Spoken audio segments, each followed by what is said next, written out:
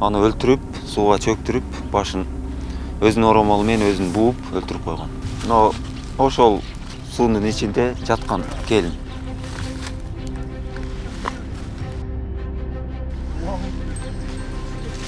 Тергөөчүлөр, милициялар келип, ушу суудун ичинен алып чыгышты да. Баары.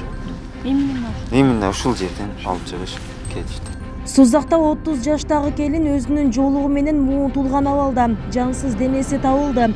Ал мындан 3 күн мурда үйүнөн чыгып кеткен бойдон дайынсыз болуп жаткан. Маркум Угулай Курбаналиеванын жансыз денеси Атабеков айыл өкмөтүнүн өзү жашаган Ширин айылындагы Ээн таладагы арыктан табылган. Аны айылдаштары издеп жүрүп көрүп калган. Ширин айылында ушундай жаман иш болду.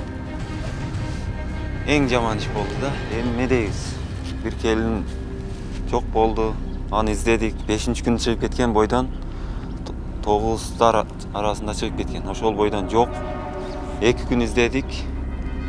Тергөөчүлөр, айыл жергиликтүү калк өзүбүз баарыбыз издеп ушул жерден таптык. Кече эртең менен табылды. Кече обедке жакын. Маркумдун сөөгү кече 25 декабрда акыркы сапарга узатылды. Артында 2 мунчоктой жаш баласы калды. Улуусу 10 жашта, кичүүсү 7 жашта. Маркумдун жолдошу окуя болгон күнү Кочкор Ата шаарында устачылык менен иштеп жүргөн. Келинчеги дайынсыз жоголгонун угуп, дароо милицияга кайрылышкан. Айтымында буга чейин бир да ортолорунда пикир келишпестик, чыр чатак чыккан эмес. Жубайын мыкаачылык менен өлтүргөн кылмышкерге өлүм жазасын беришин суранат. Жума күнү 8:30-9 чамасынан үйдөн чыгып кетип аткан болот. Где-то түшкө жакын кайнатам үйгө барып алган, буяка келбеген, неизвестный болот. Жума күнү мен түштөн кийин кабар алдым, немеден Кочкор Атада иште болчумун. Түштөн кийин саат 2-лерде, 2:30 чалды, жок деп. Келдик. Жума күнү табылбады. Суббота күнү издедик эми. Колдон келишчи элдер чыкты. Милициялар жардам кылды. Суббота күнү табылбады. Воскресенье күнү эми точно убактысын билбейм. Ошол жерден бирөө көрүптүр да. Өтө бир оор мыкаачылык менен өлтүрүлгөн жансыз денесин суудан алдык. Мындай билбей калдым, кандай кылмышкер ким, бирөөдөн карзым жок эле, же бирөө мага бериш керек эмес. Мага айылдаштар жүздө жакшы билет, жакшы эле жашап келип аткандай, андай уруш, жанжал деген нерсе болгон да бизде. Характери бир оор да, мындай адамга жакшы мамиле кылат, бирөө бир катык сүйлөбөгөн да бирөөгөчү. Балиги мындай немеси жок. Айылда. Соцсетке ham кирбейт эле да. WhatsApp иштетпейт эле. Бир акылдуу, бир эстүү аял эле. Алла Таала бир берди, эрте кайтарып алды. Ким кылган, кандай кылган, адамдын акылы жетпейт да бугачы.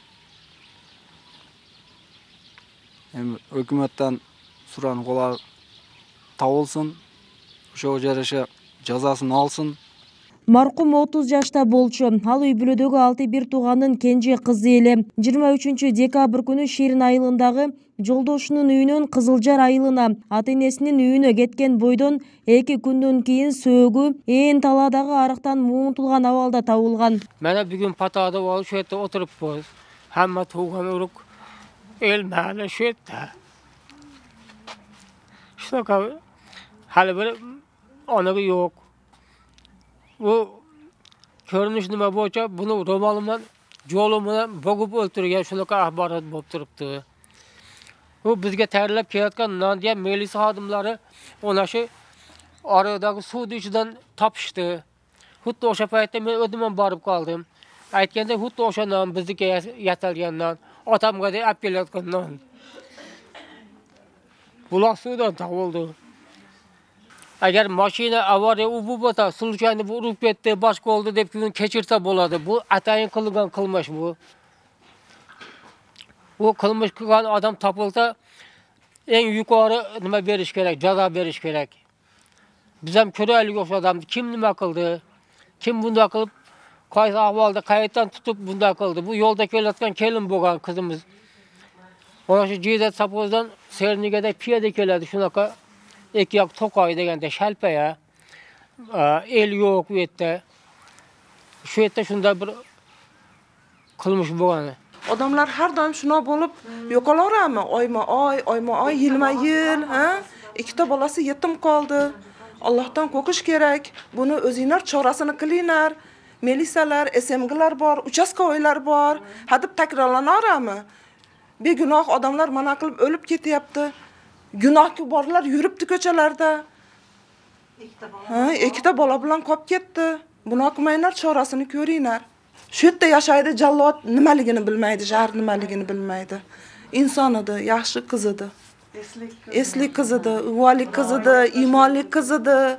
Telefon ham ushlamagan qiz edi. Telefon ushlasa ham ota-onasini, erini nomeri bor. Mana militsiyalar ham shuna deb boshqa nomerni almagan. Окуяга шектүү катары ошол эле айылдын 22 жаштагы тургуну бүгүн кармалды. Ал тергөөнүн жүрүшүндө келинди алгач зордуктап, андан соң башындагы жоолугу менен муунтуп өлтүргөнүн моюндаган. Учурда тиешелүү экспертизалар дайындалып, жыйынтыгы чыга элек. Бул окуя ушу табылган өлүк болуп катталып, анын денесине соттук медициналык экспертиза жүргүзүлгөн. Ошол соттук медициналык экспертизанын жыйынтыгында анын киши колдуу болуп өлтүрүлгөндүгү аныкталган да, моюндан булутулгандыгы такталган. Бул боюнча кечиктирилгис түрдө ыкчам иликтөө иш-чаралар жүргүзүлүп, Жалал Абад областык иштер башкармалыгынын жана Сузак райондук иштер бөлүмүнүн кылмыш иликтөө бөлүмүнүн кызматкерлери тарабынан ыкчам иликтөө иштери жүргүзүлүп, натыйжада шектүү катары ошол эле райондун, ошол эле айылдын 23 жаштагы тургуну шектүү катары кармалып, тергөө камсыздалган. Тергөөнүн жүрүшүндө анын бул кылмышка катыштыгы бар экендиги, ошол кылмышты жасагандыгы такталып, Сузак райондук иштер бөлүмүнүн убактылуу кармоо чайына киргизилген. Учурда тергөө амалдары жүрүп жатат.